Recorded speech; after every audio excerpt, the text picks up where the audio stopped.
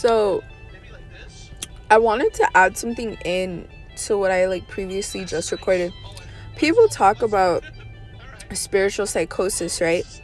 But have you ever thought about psychosis being you living your life based off the perception that your passions and your dreams are unachievable, and that your thoughts that are based around fear are ultimately the truth, so you should conform and be just like everybody else, just like wear, dress, act, be like forever be afraid of who you are because you need to be like everyone else in order to feel okay.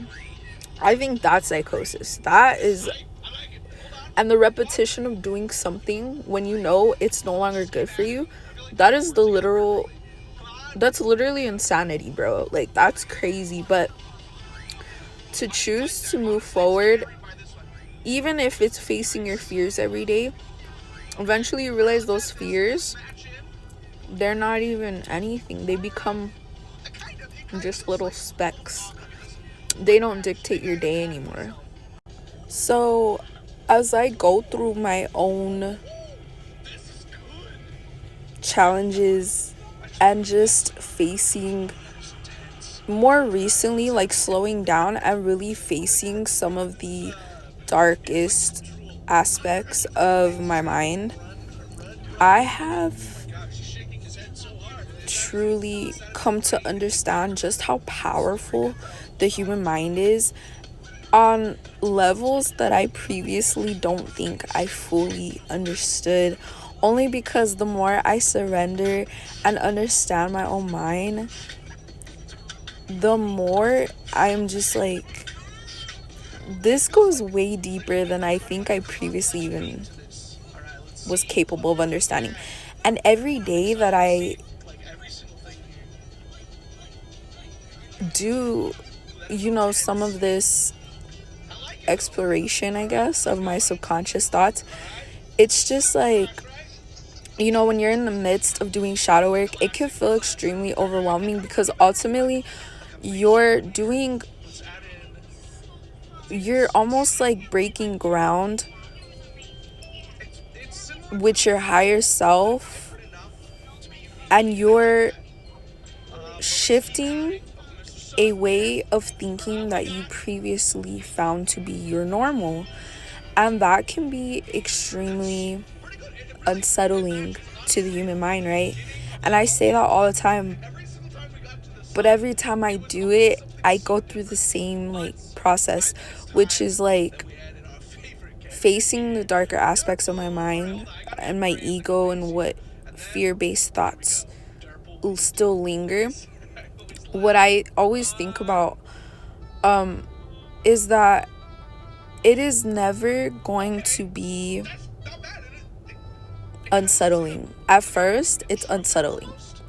And then the more you do it, the more you explore. And even if you have to come back around and still remind yourself with certain patterns, that it's gonna feel unnerving at first, but then you're gonna eventually understand. Like, you're gonna have a concrete, because it's literally like you are destroying a way of being.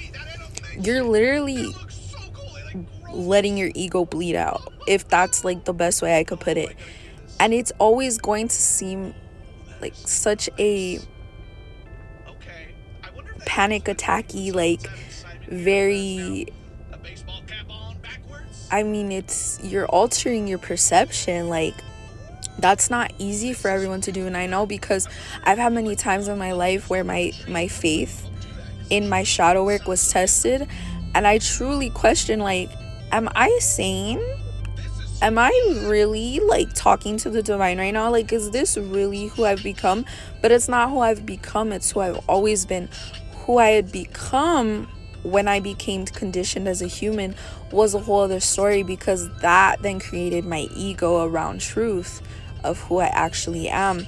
So in the midst of facing your shadow, it may feel extremely unnerving, like a literal panic attack, but know that that is your ego being broken down.